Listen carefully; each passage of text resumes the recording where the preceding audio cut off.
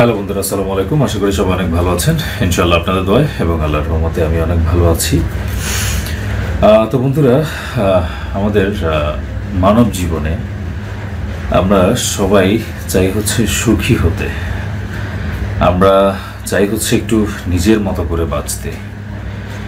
আমাদের যে জীবনে চাওয়া পাওয়া, ইচ্ছা, আনন্দ, সুখ, এই সব কিছুই আসলে নির্ভর করে আমরা আসলে নিজের মতো করে আমরা বাঁচতে পারি কিনা, বা আমরা আসলে যেভাবে চাই, যে লাইফটা আমি চাই সেই লাইফটা আমি আসলে পাচ্ছি কিনা, বা আমি যেভাবে নিজেকে আমি গড়ে তুলতে চাচ্ছি, যেভাবে আমার জীবনের প্রত্যাশা থাকে সেই প্রত্যাশা অনুযায়ী আমার সব কিছু হচ্ছে কিনা, এটার উপরেই কিন্তু আমার জীবনের সুখ, আনন্দ, পরিতৃপ্তি সব কিছু নির্ভর করে। কিন্তু বন্ধুরা, অনেক ক্ষেত্রে আমাদের যে ভুলটা হয় সেটা হচ্ছে আমরা আসলে বাঁচি কিন্তু নিজের জন্য বাঁচি না, আমরা সবার জন্য বাঁচি।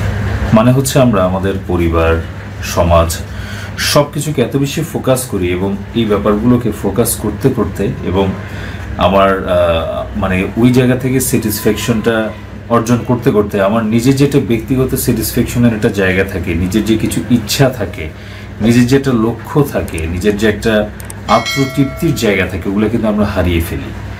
আমরা সবার জন্য বাঁচতে বাঁচতে আমরা কিন্তু নিজের জন্য বেঁচে থাকাটাকেই আমরা হারিয়ে ফেলি এবং নিজের জন্য বেঁচে থাকাটাই আমরা ভুলে যাই।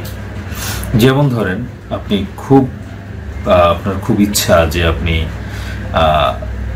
মানে যেটা গতানুগতিক আমাদের জীবনধারা বা যেটা আমাদের ৮-১০ জন যে কাজটা করছে, আপনি সেরকম কাজটা আপনি করবেন না। ধরুন হচ্ছে আপনি চাচ্ছেন আপনি আপনি বিজনেস করবেন, আপনি একজন উদ্যোক্তা হবেন, আপনি চাকরি করবেন না, কিন্তু দেখা যাচ্ছে ফ্যামিলি, পারিপার্শ্বিকতা বা সামাজিক চাপে আপনাকে আপনার ইচ্ছা না থাকা সত্ত্বেও আপনাকে আসলে চাকরি করতে হচ্ছে। আপনার ভিতর থেকে চাচ্ছে একজন ব্যবসায়ী হতে, একজন উদ্যোক্তা হতে, কিন্তু আপনি সেটা পারছেন না। আপনাকে সামাজিক চাপ বা পারিবারিক চাপ, দায়বদ্ধতা, দায়িত্বশীলতা সব কিছুর উপর নির্ভর করে আপনাকে চাকরি করে যেতে হচ্ছে, যেটা আপনি আপনার সম্পূর্ণভাবে আপনি আপনার নিজের যে ইচ্ছার বিপরীতে আপনি কিন্তু কাজটা করে যাচ্ছেন। আপনার জীবনে একটা লক্ষ্য আছে, আপনি একজন ক্রিকেটার হইতে চান, একজন খেলোয়াড় হইতে চান বা একজন শিল্পী হইতে চান, কিন্তু দেখা যাচ্ছে আপনার পরিবার, আপনার পারিপার্শ্বিকতা, আপনার সমাজ সেই জিনিসটাকে অ্যাকসেপ্ট করছে না, বা আপনি ইচ্ছা থাকা সত্ত্বেও আপনি আপনার পরিবার এবং সামাজিক চাপে আপনি সেটা করতে পারছেন না। আপনি অনেক ঘুরতে ভালোবাসেন, আপনি ট্রাভেল করতে ভালোবাসেন, আপনি ট্রাভেল নিয়ে বা এই ব্যাপারগুলো নিয়ে আপনি ভিডিও বানাতে ভালোবাসেন, আপনি চিন্তা করছেন আমি ট্রাভেল নিয়ে কাজ করব সব সময়, কিন্তু আপনার পরিবার তথা সমাজ এই জিনিসটাকে ভালো চোখে দেখছেন, আপনাকে ভবঘুরে বলে আপনাকে একটা ট্যাগ দিয়ে দিল। এখন ওই জায়গাটা থেকে যে আপনি ভালো কিছু করতে পারেন, ওই জায়গাটা থেকেও যে আপনার একটা ভালো ইনকাম হইতে পারে, একটা আর্নিং হইতে পারে, আপনার ফিউচারে ওখান থেকে ভালো একটা কিছু করার সুযোগ আছে, এই জিনিসটা কিন্তু আপনার সমাজ আর পারিপার্শ্বিকতা বুঝতেছে না।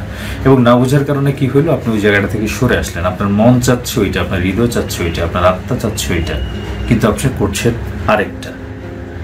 আপনি আসলে বাঁচতেছেন, আপনি সবার জন্যই করতেছেন, সবার জন্যই বাঁচতেছেন, কিন্তু আসলে আপনি নিজের জন্য বাঁচতে পারছেন না।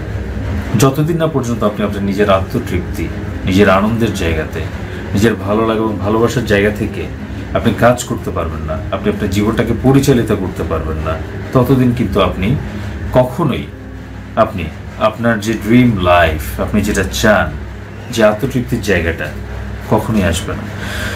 আমাদের পুরুষদের জীবনের একটা বড় ব্যাপার হচ্ছে, অনেক সময় দেখা যায় আমাদের জীবনে নিজের মতো বাঁচার জায়গাটা আমরা একেবারেই ভুলে যাই।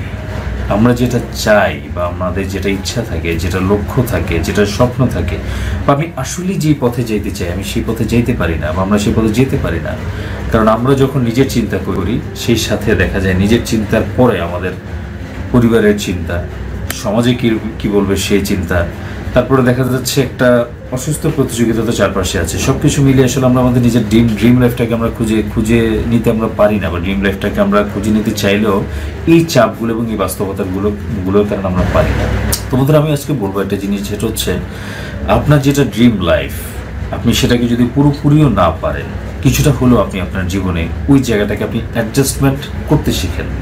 যদি এই জিনিসটা আপনি না শিখেন, আপনি একটা সময় সব কিছুর ভিড়ে সব কিছুই থাকবে, কিন্তু আপনি নিজেকে হারিয়ে ফেলবেন। একটা সময় দেখা যাবে আপনি আপনার ড্রিম লাইফ থেকে হয়তো যেখানে আছেন এটাতে আপনি মোটামুটি আপনি সাকসেসফুল হয়েছেন, আপনি আপনার হয়তো বা প্রফেশনাল জায়গা থেকে আপনি সফল হয়েছেন, কিন্তু আপনার আত্মতৃপ্তিটা কখনোই আসবে না। আপনি হয়তো গাড়ির মালিক হয়েছেন, আপনি মানে ফ্ল্যাটের মালিক হয়েছেন, বাড়ির মালিক হয়েছেন, আপনার টাকা আছে, সম্মান আছে, সব আছে, কিন্তু দেখবেন তারপর আপনার ভিতরে আত্মতৃপ্তি আসবে না। কোথায় যেন মনে হবে শূন্যতা শূন্যতা শূন্যতা, একটা শূন্যতা বিরাজ করবে।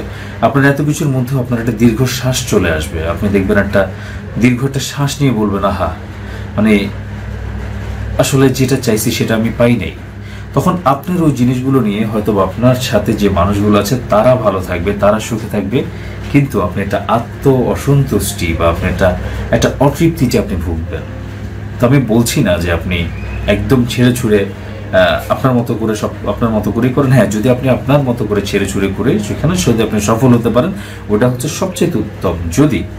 সেটা যদি আপনি না পারেন বা আপনার যদি মনে হয় যে আপনার সিচুয়েশন বা পারিপার্শ্বিকতা সেটা সম্ভব না, অবশ্যই আপনি আপনার ড্রিম লাইফ, আপনার ভালোবাসার জায়গা, আপনার ভালোবাসার কাজের সাথে আপনার বর্তমান জিনিসটাকে কিছুটা হলেও ব্যালেন্স করে চলার চেষ্টা করবেন, যাতে অন্তত এই কাজটার পরে গিয়ে আপনি ওই কাজটাতে একটু সময় দিয়ে বা ওইটা একটু করে, প্রয়োজন ওখান থেকে হয়তো আপনার ফিনান্সিয়াল আউটপুট আসলো না, কিন্তু আপনার যে আত্মতৃপ্তির আউটপুটটা আসবে, এটা কিন্তু আপনাকে জীবনে আপনার সব কাজে আপনার পাওয়ার ব্যাংক হিসেবে কাজ করবে, আপনার একটা এনার্জি হিসেবে কাজ করবে, এবং এই এনার্জিটা কিন্তু আপনার জীবনে অনেক দূর এগিয়ে নিয়ে যাবে। এবং আপনার সবচেয়ে বড় ব্যাপার সেটা হচ্ছে সুখী হওয়ার পথটাকে আপনার সহজ করে দিবে।